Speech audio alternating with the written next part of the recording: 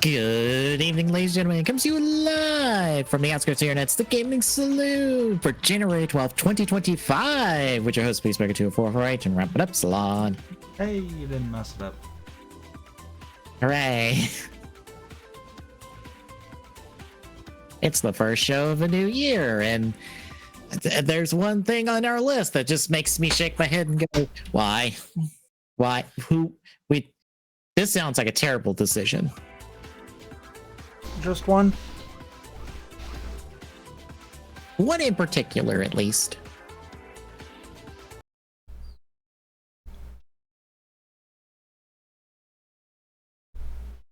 Why is it having problems? I know.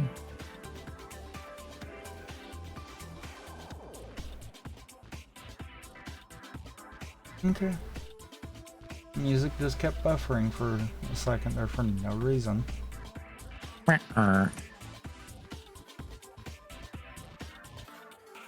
But yeah, we have a fairly veritable or fairly fair variety of news to talk about. But first, Tommy, what have you been playing the last couple weeks?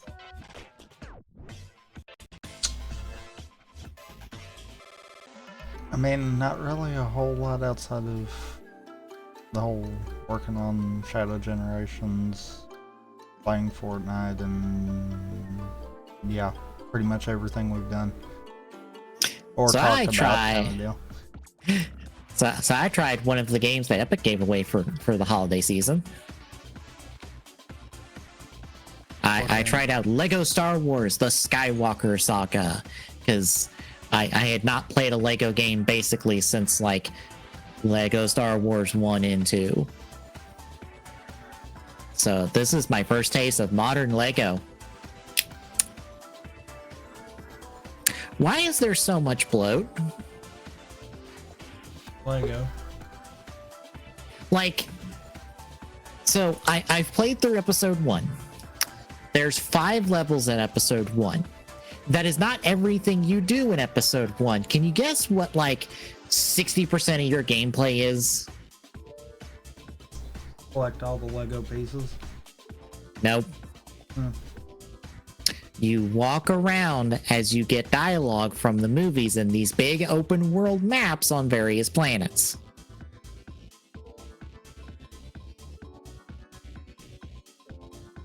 There's like side missions and puzzles and all sorts of other stuff in this game, and I'm like, why? Why does all this exist?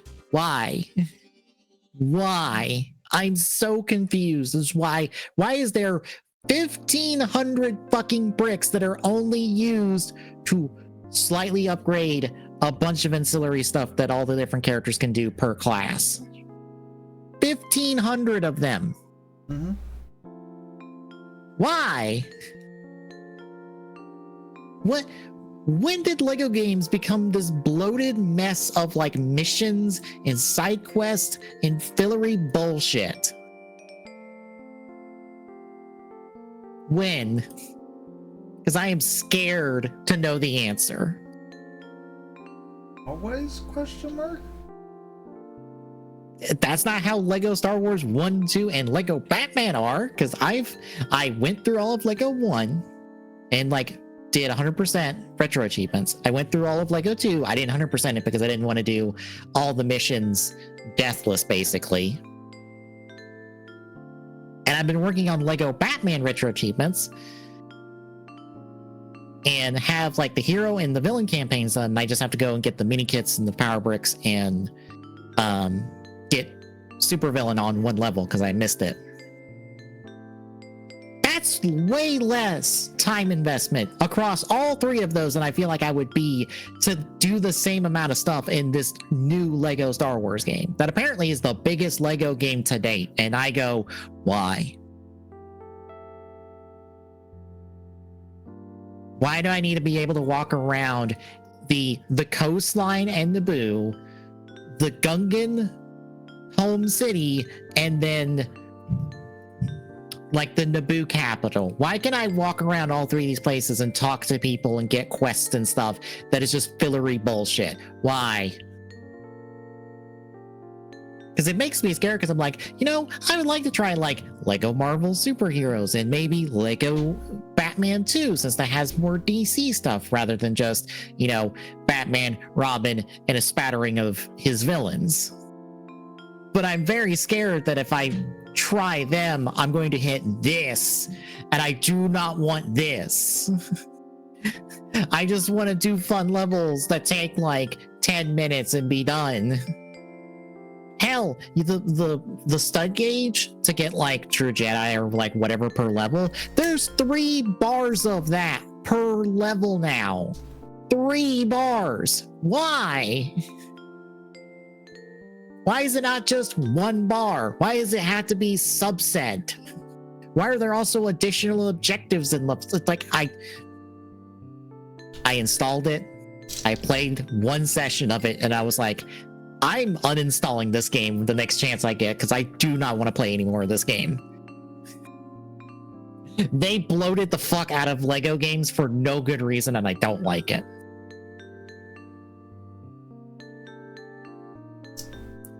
But Lego. But no. Lego games should be fun, like 20-30 hour max experience for like everything. They should not be 100 hour completionist nonsense. No. Why?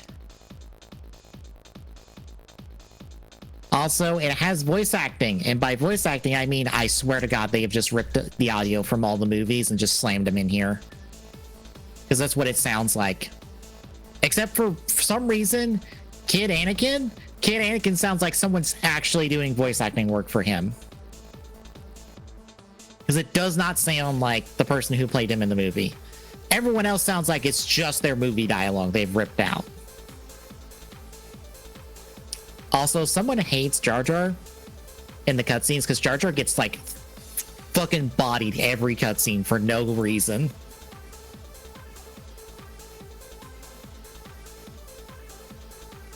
I mean, it's Jar Jar.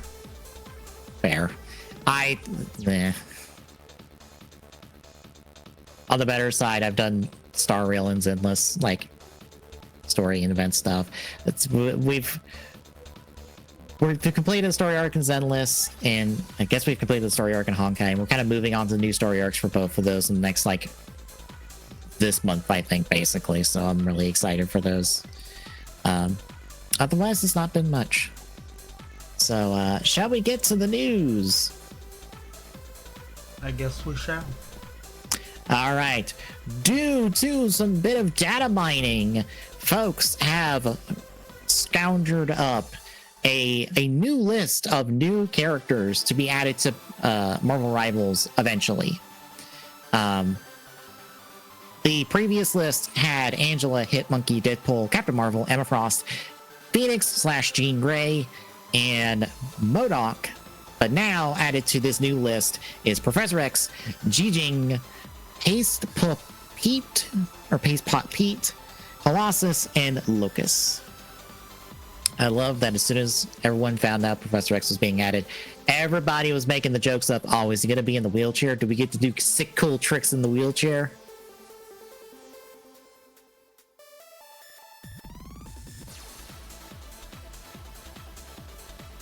I mean,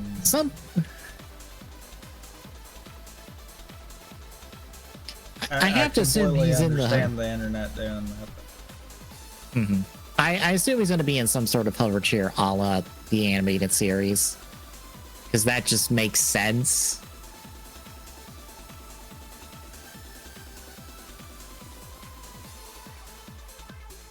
But yeah, any thoughts on these heroes? Especially now that we've gotten a proper playtime with Marvel heroes now. I think the reason I didn't like it before is because I was just tired while I was playing it. Because I had a lot more fun this time around.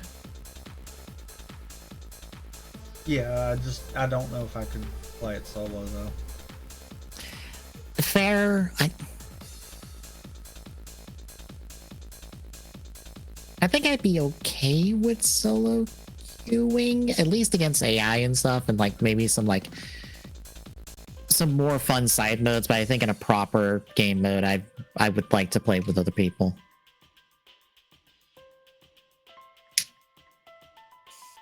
But anywho, next up, it has officially been canceled.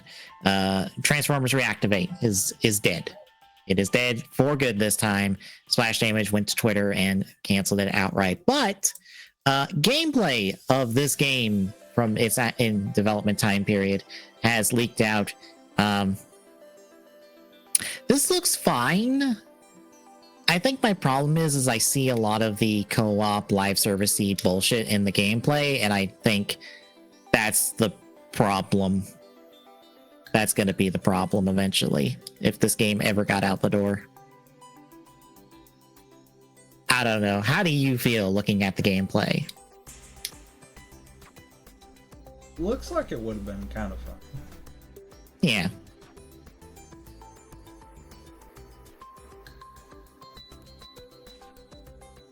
I just worry since it was supposed to be a 1-to-4 co-op live service shooter. I'm just like, this is gonna have some crap nonsense attached to it. This is not gonna go well. And of course, since it's canceled, it won't. Until someone decides they're gonna do some kind of fan make of it. Probably. Next up. So you know how Microsoft's working on their own Switch? Yeah. So they've decided that their new handheld will apparently be the best of both Xbox and Windows on one device. So the best of both Windows and Windows on the device.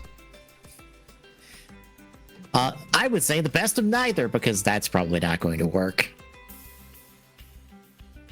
Because Xboxes run Windows. So what they essentially just said is they're going to combine Windows and Windows. But the other one has a green X sticker on it. It's totally not Windows then.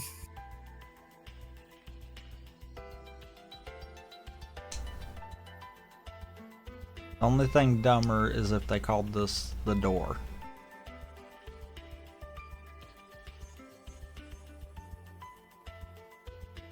Well, I will also... Because then you would have a box with windows and a door. Mm-hmm. Yeah, I don't know. I just look at this and I'm like, Microsoft, who are you trying to sell to now? Because you're clearly not working on anything. You can't get anything out the door.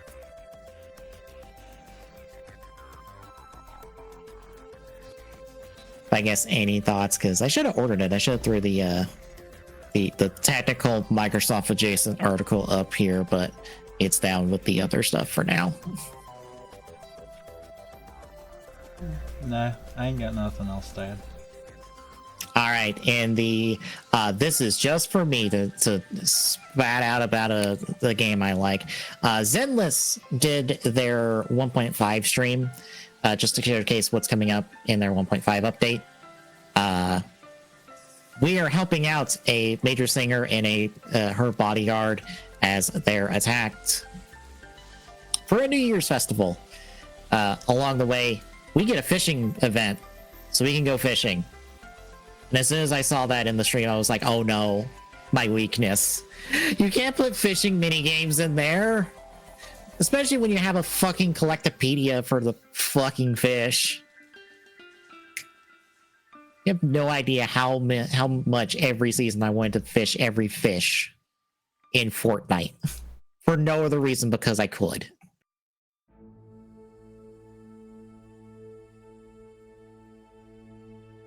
I'm kind of glad they took that out. So I could ignore it. Same.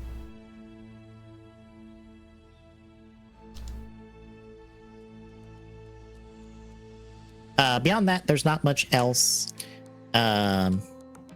Just some more in-game stuff, content, and the like. It feels like this kind of story content is just kind of like a break point, since we did wrap up a story arc last patch. So here's a quick little New Year's event where you get to hang out with all your friends and stuff. Next up, and a little bit of, I guess, interesting news. Someone, specifically Alex underscore hedged fox 2, apparently got a hold of some legal documentation for a lawsuit involving Sega and Dick. This is Dick Entertainment. So this all surrounds Sonic Sat AM and Sonic the Hedgehog, or the Adventures of Sonic the Hedgehog. Basically, this confirms that Sega does own the rights to basically any and all the material that was created for those shows. So Sally Acorn, the 2 Minion robots, all that material Sega owns. They do not have to consult Dick over this. The other major thing, let's see if I can get to the right point.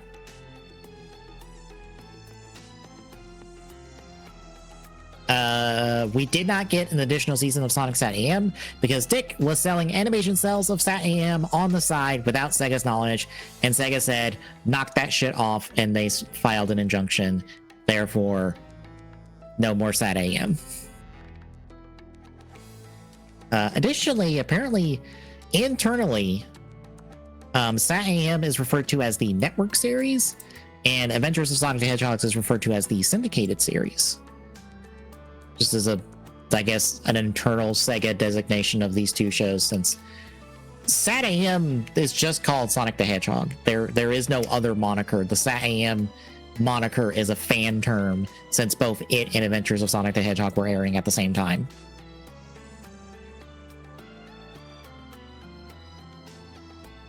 But that is basically it. Any thoughts? Huh? So here's some Switch 2 rumor and speculation. Besides, what the physical damn thing looks like, because we have like 1,001 of those things now. So a insider that I believe this person was right about the Alarmo and about one other thing. This is Average Lucia Fanatic.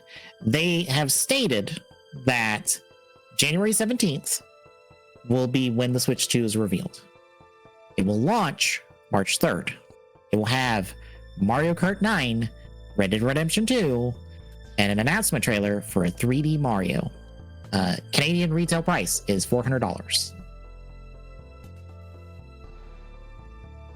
No. No to all or no to specific bits? Okay. In order. Yes. No. No. Maybe.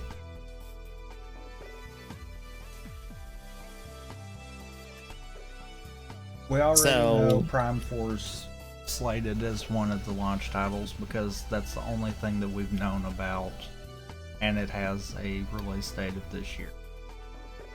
That's pretty much a given that Prime 4 is going to be a release title. Yeah. I think people have started going back and forth on if Pokemon ZA will be a launch title. That's the other thing I think could be, because that's the only two things that we really have knowing this year. I can't help but think that would be insane. A launch Pokemon title? It would, but it also would be a first kind of deal, Granted, which also would be something to sell the console. Yeah. Granted, it's not a mainline Pokemon, but I feel like the Legends moniker probably holds a lot more weight with people right now than a mainline Pokemon. Yeah. Coming off of Scarlet and Violet. Yeah. And you know what? I take back the first one. Questionable on it. A Friday Direct. They usually do middle of the week. Yeah, some part of me feels like it's gonna be this month. They're gonna drop it this month. It wouldn't surprise me if we don't find out either Tuesday or Wednesday of this week that they're having a direct the next day. Yeah. Yeah, we are going to get 24 hours notice on this. Like, that is just how Nintendo operates when they announce their directs. They're like, here's your 24 hours notice. See you tomorrow. And it will be like in the morning per usual, because that's technically would be the afternoon for Japan. By the end of the week, I could see that. 17th, I'm actually going to call bull on all of this based off of the fact that I can call bull on at least 3 of the 4. They very rarely do a Friday direct, which almost rules out the 17th. They're not going to release it and then release, or do a announcement of it and then release it a month and a half after the announcement. That's not going to happen.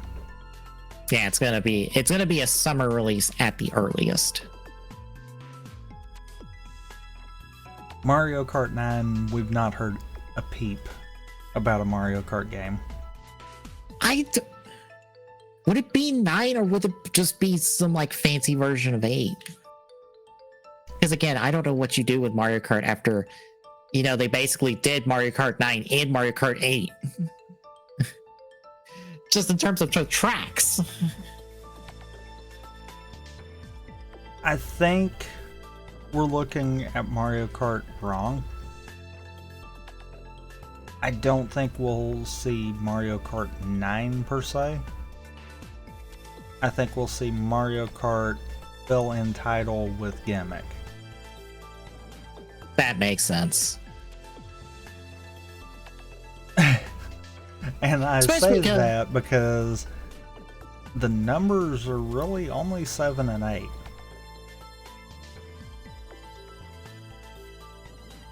If you think about it. Because yes, 64 had numbers. But every N64 game had numbers. Okay, I saw this rumor once. It probably will never happen, but hear me out. Double Dash 2. Basically. Nope. I know. Nope. Some part of me wants that, but that's not happening. If we get a gimmick like that, in all seriousness, I could see it being like Mario Kart Triple Trouble or something like that, and it'd be 3 characters instead of 2. How the fuck would 3 characters in a cart work? I mean, how did 2 work? Right, but it makes sense, like, physically, just like, okay, you have the driver and then you have a passenger, and I'm like, okay, with 3, then like, what is the middle person in this doing?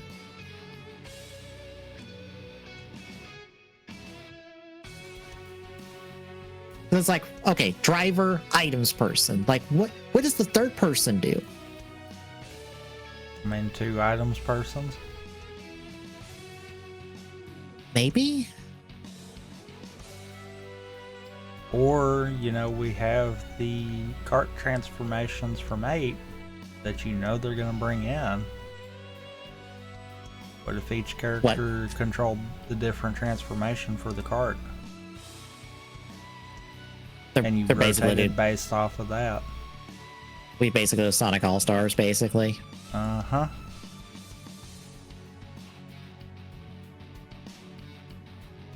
I will also say, it feels weird to just do Mario Kart 9, considering the Switch 2 is backwards compatible.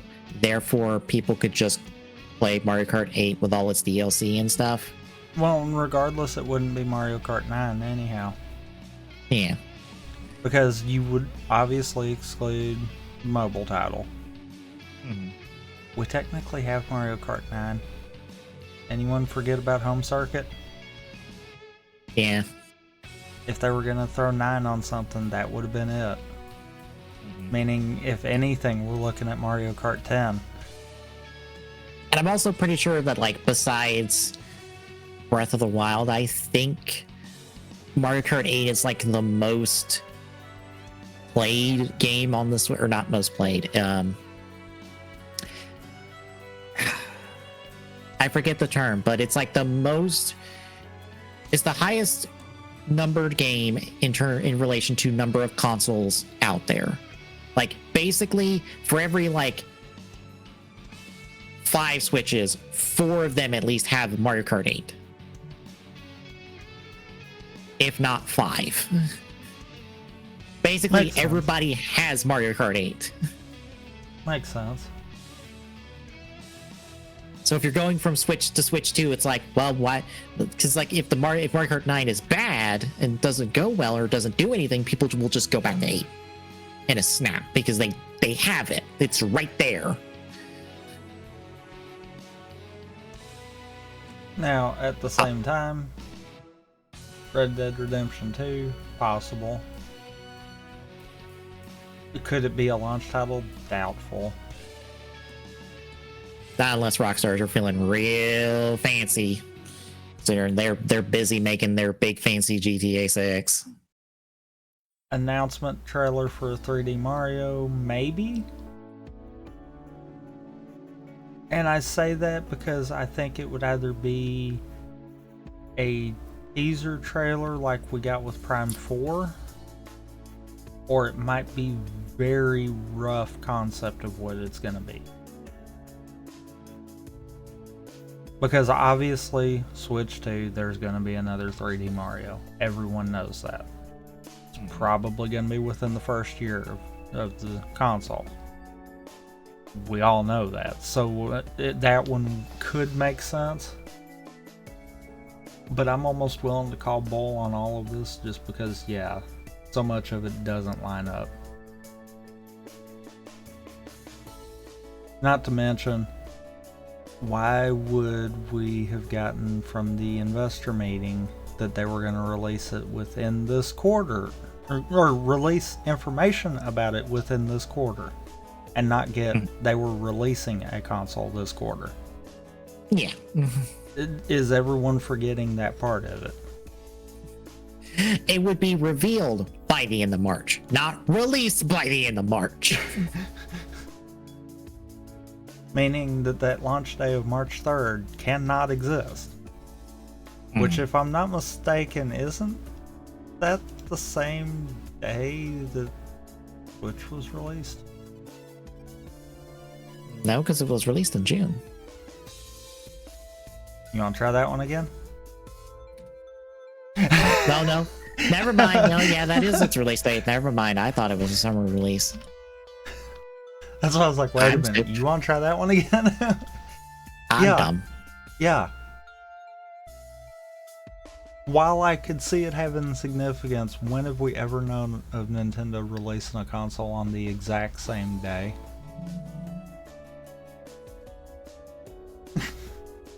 I mean, they'll shadow drop games, but that would be insanity. The shadow drop a console out of nowhere, basically. No, the launch day being the 3rd Yeah. of March. When have we ever known of them launching another console on the exact same date? It's usually off because they're following what day of the week. I love that everyone's gonna run with this, and this is literally probably someone just spouting out stuff just to see what happens. Yeah. Because I don't see any of this that you couldn't just be like, yeah, no. It definitely feels like we are very much at the point where it's just like people are just going to throw out whatever and just keep throwing darts until we're right. Like, law averages says I must be right eventually, right? If I keep guessing the date, I have to be right. Somebody has to be right.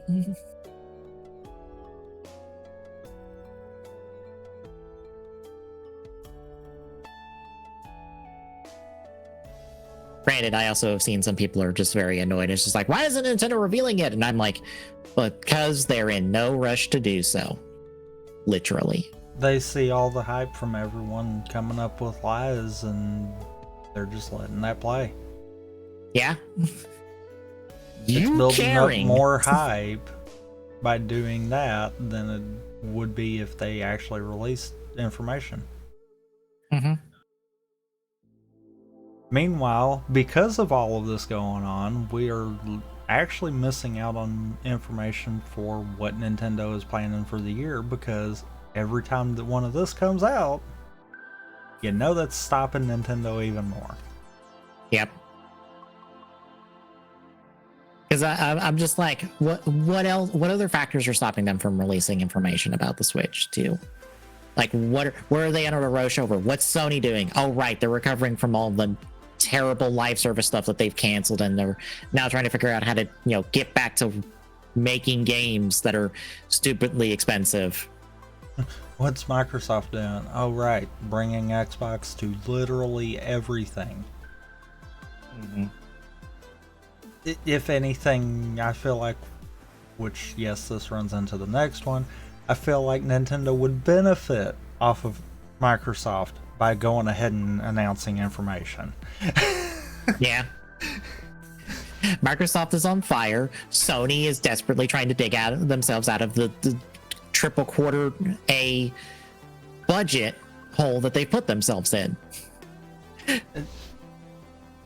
It's one of those, there's no real reason that Nintendo has to push. So then all these rumors are just giving them more of a reason to not push. Mm-hmm. The only reason they'll reveal information is because they have legally said that they have to now. And I mean, they can still draw it out until the 31st of March. Watch, that will be the exact date of the directive. Because all they said was they would have information announced first quarter. I kind of hope they would do that, but I know they're not that way. Yeah.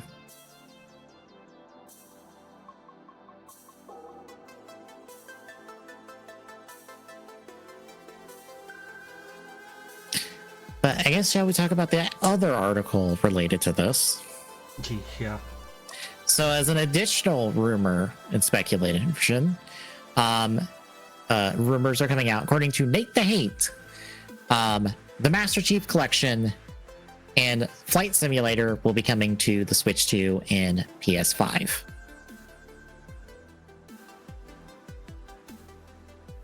Like I said, Nintendo would benefit by going ahead and announcing it. I mean, whether or not this is true, I am not surprised by the thought of this.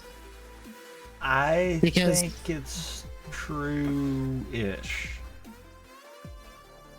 It's either 100% true that they're going to go ahead and port them, or this is part of Microsoft's cloud gaming thought, and this practically confirms that the Switch 2 is going to have the ability to use the Xbox cloud gaming. Because both games are on the cloud gaming. Because just like how everything else is, the Switch 2 is an Xbox. You just need a green sticker to slap on it. No, get that crap off of the Switch 2. No! It don't need a green sticker. Yes, look, if Microsoft is going to run with the branding that everything is an Xbox, they need to start selling stickers that you can slap on a thing to be like, hey, look, it's my Xbox. See, the sticker says so.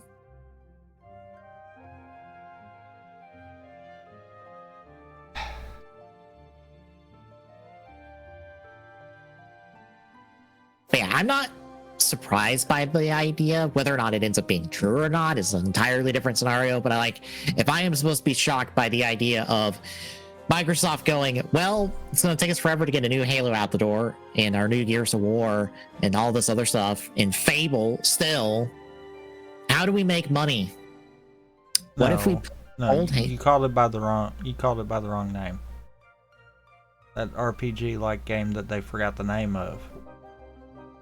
Oh, the not Fable that is being made by the Forza devs? Yeah. Because why have the Forza devs make a new Forza game? I mean, because you don't want money. Mm-hmm. But yeah, why do all that when it's just like, okay, what will people pay money for? The old Halos? Sure. As long as we don't, break it Again.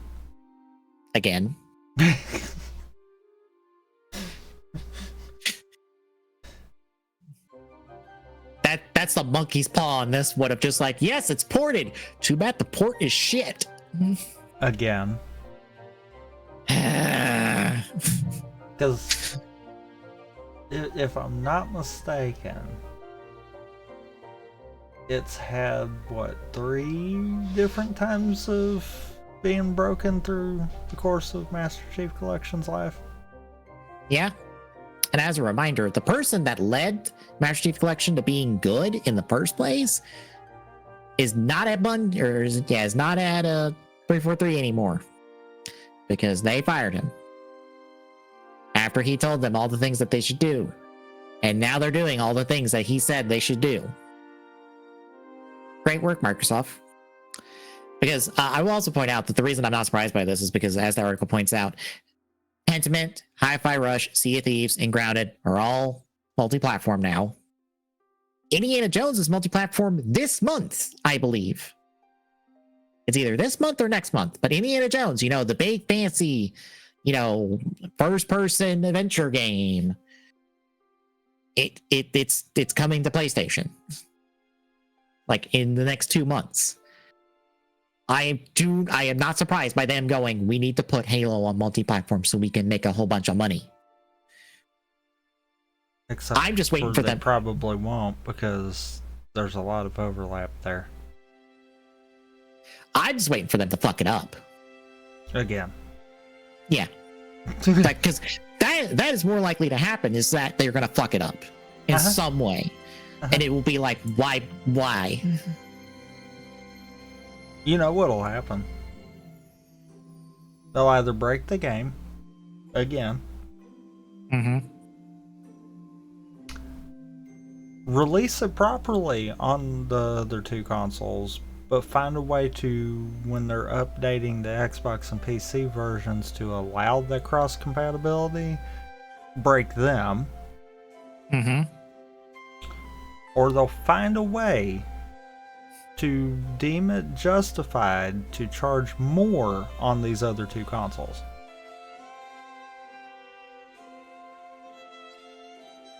Or the real fucking option. They do the cost more and manage to break all versions of the game at once. I mean, yes to those, but they add Halo 5 to the collection, but now that is the default game you get with the collection. You now have to buy everything else with DLC. As it is now. But 5 you get for free with your purchase. And for anyone that has it on Xbox or PC, they have to pay for 5. They don't get it for free. Yes. Because I also read somewhere that 5 is supposed to be coming to PC, and I'm like, okay, cool, that one. No one cares. No one wants that one. I mean, they already have half of 5 in there. Looking at you two, eh? I want 5 to be worked in here somehow, because that would be the extra fuckery of just like, hey, here's 5, and I'm like, why did you bother? And also, congratulations, you broke everything by putting 5 in here. Again. So now no one is satisfied by this new update to Master Chief Collection, because now the people who own it already have a broken version now because of 5. All the people who would want to buy it on PlayStation and Switch aren't going to, because it's broken. No. And No, you know what? No. Let's not make 5 be the reason for it to be broke. Let's let them get the dumb idea to not only add 5, but add the campaign for Infinite. Oh God. Would that finally be the catalyst for us to actually bother to go through the Infinite together?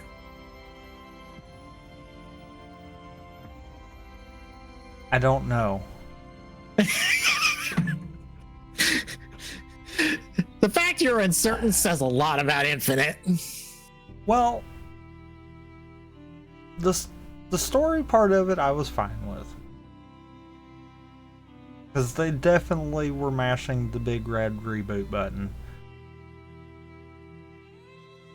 And were completely making references within the game of, yeah, 5, just forget about that.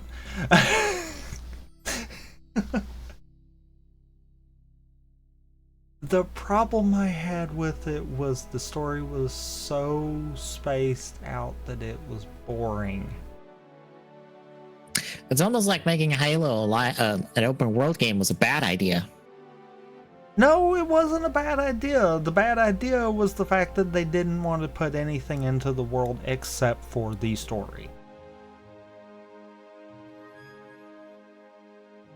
That was kind of where the problem was. Think of the second level from CE, Halo. Mm-hmm. Yeah. With all the warthog traveling, but remove any traces of enemies that you might interact with in between. Yep. Think of how boring that is, just driving that warthog through all of that without seeing literally any other sign of life. And there you go. There's the problem that Infinite has on a bigger scale.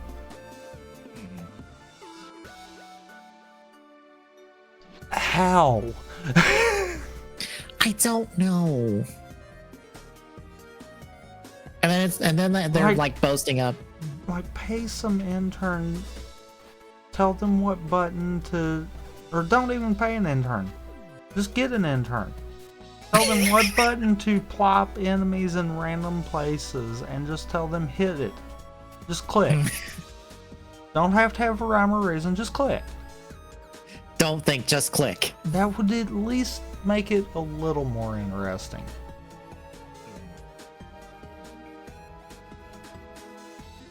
One of those. I'm glad I didn't pay money for it. I'm glad I played it through Game Pass. Because I would have been pissed if I had paid for that game. Same.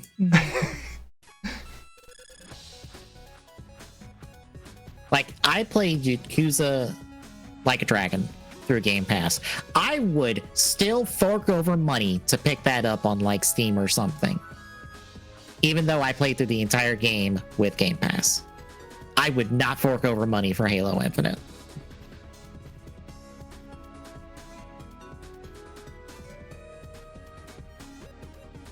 And that would be the nail in the coffin for Master Chief Collection. Them adding both of them in there. Yeah. And obviously when I'm meaning both of them, I'm not talking about Infinite's multiplayer because it's free to play, it's a standalone thing, yada yada yada.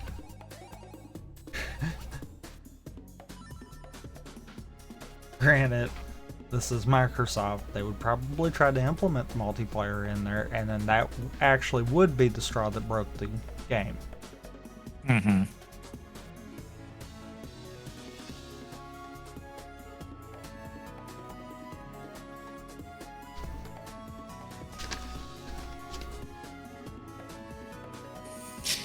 Lance, any other thoughts? No.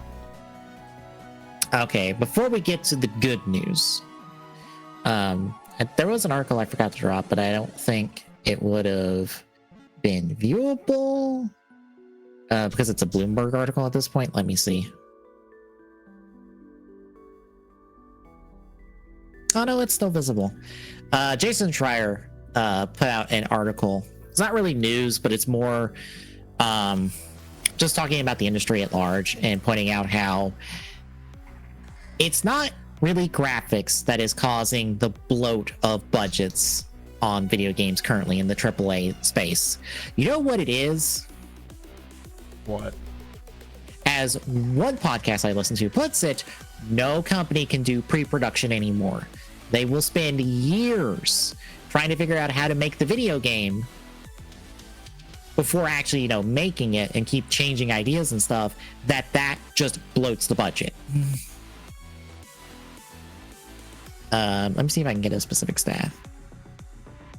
So Jason Schreier has this example in his article on Bloomberg. If you have 100 employees and you're estimating $15,000 a month for each one, that is $18 million a year for just 100 people making a video game.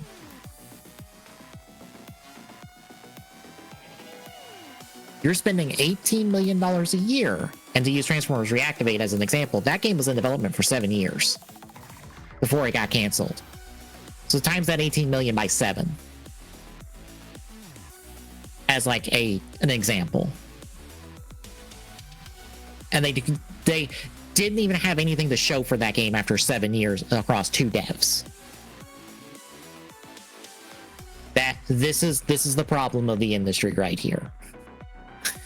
We fuck about for so many years, and then like all of a sudden games cost like $500 million because oops, we can't manage our time and budgets properly.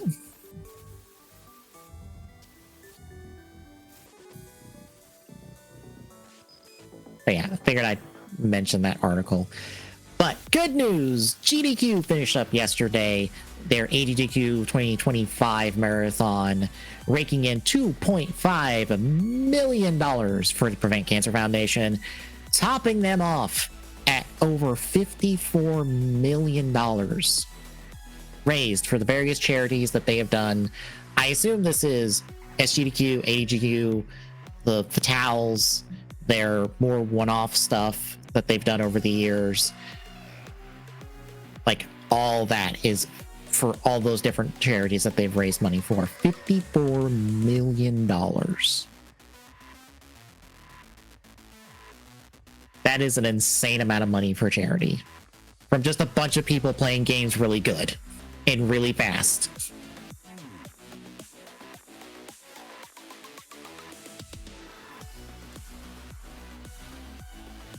But I also pulled up the schedule on the side. Was there any runs you wanted to highlight from over the week? I'd have to go back there and watch a lot of it because I didn't get to watch as much. Okay, I had it on in the background the entire week, so I got to watch a fair bit. I will say, at the very least, the Echoes of Wisdom and Tears of the Kingdom stuff, and Breath of the Wild, I guess, just because of how different a Breath of the Wild and a Tears of the Kingdom speedrun can be, even though mechanically they're identical outside of the runes. And the speed tech in them only matter, like Breath of the Wild uses what, 1 rune for its speed tech? Tears of the Kingdom isn't even using the runes for its speed tech, I believe.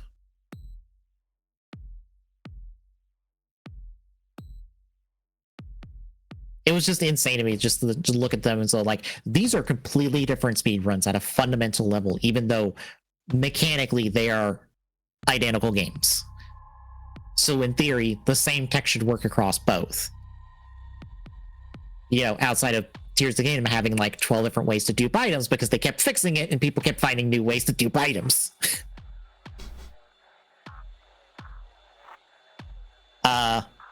Crazy Taxi with the live band was amazing and wonderful.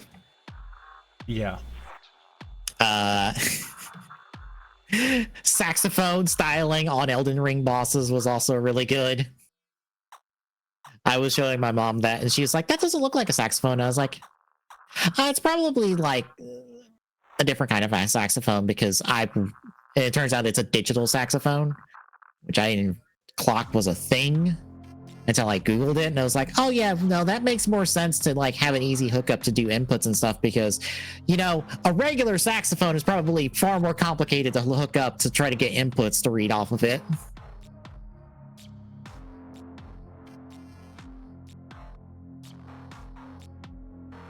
I'm trying to remember runs that I was not asleep during or doing other stuff. I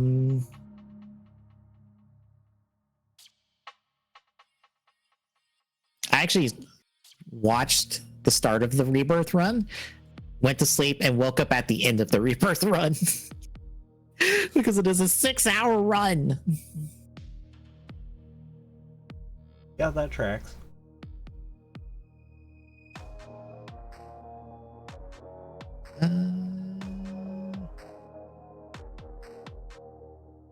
think most of the runs I'm remembering are from earlier in the week. Oh, golf with your grandma, because I saw the entirety of Awful Block.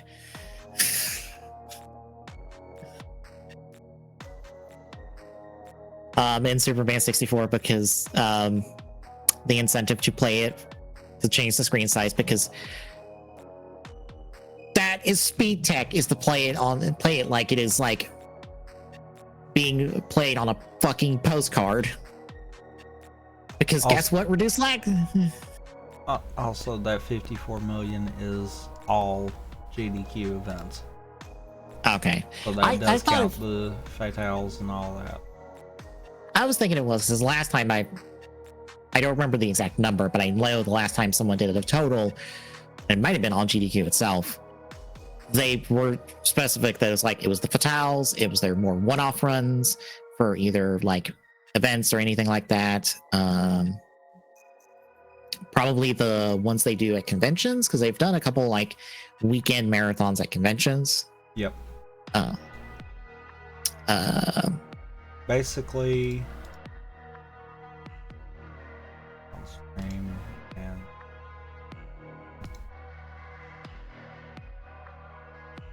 link is literally, it is everything on this. Okay, I thought they had a list of all their stuff. But every bit of that all comes into that 54 million. Mm-hmm.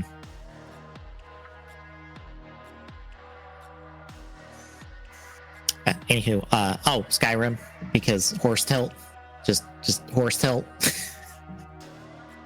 Getting over horse tilt as a thing.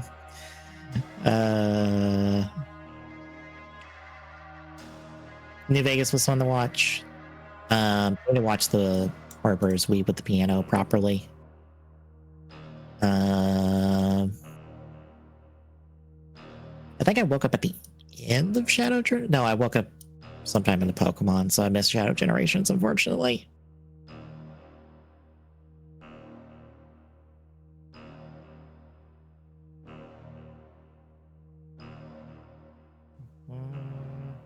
Oh, the Mario Brothers was cool from a text. I don't know if you caught that one.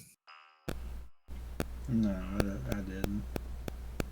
So what they managed to do was they managed to pull from the four individual NES consoles they had, basically the position and where the runner was at in all of the different Mario levels, and they were able to combine that into one display that showed all four runners in real time running through the levels.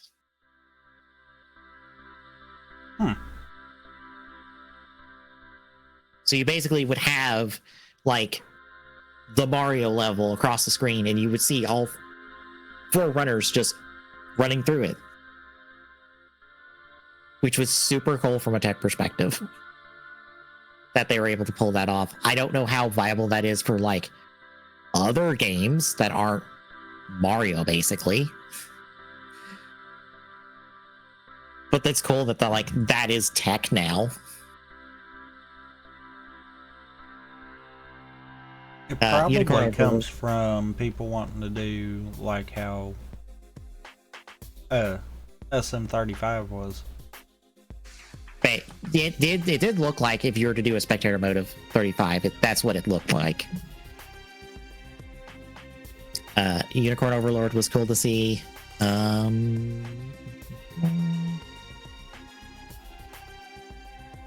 There's Breath of the Wild. They don't have Prime linked. I was watching Prime. It was neat.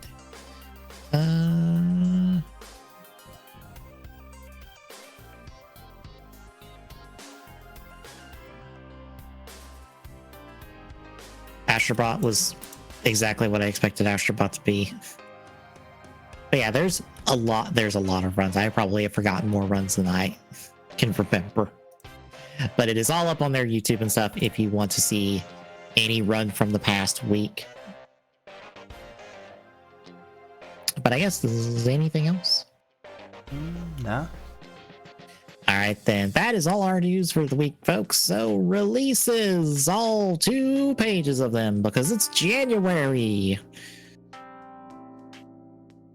So we'll start with the 14th with Dynasty Warriors Origins for Series X and Turnip Boy robs a bank for Android and iOS.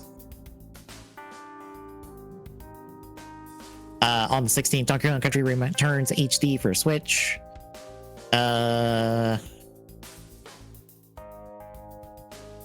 Vanity Fair, The Pursuit for Xbox One and Series X. Does that have anything to do with the magazine? Maybe. Let's see. On the 17th, Tales of Graces F remastered for Xbox One, Series X, PlayStation 4, 5, and Switch. On the 23rd, Star Wars Episode 1 Jedi Power Battlers for Xbox One, Series X, PlayStation 4, 5, and Switch. On the 25th, Car Heist Simulator Thief Mechanic for Switch. Honestly, that is about it. It's a lot of other stuff, unfortunately. It's January, folks. There's not much release-wise. But I guess anything else?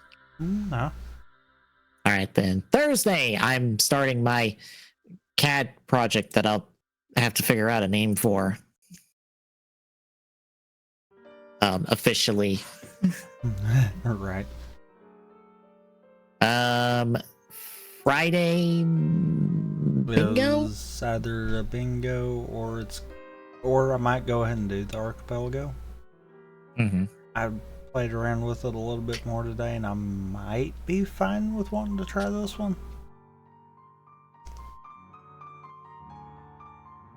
One of those I don't know. I want to join another seed and see. Mm-hmm. Saturday will be the something. Probably whichever one we don't do Friday. And then Sunday, we shall continue Drive. And just as a blanket thing, unless situations prevent it, whenever Nintendo announces a direct or a presentation or whatever for the Switch 2, I will do a live reaction stream to it because might as well. I think I've done it for basically all their other stuff recently. So when that gets announced, I will do a thing.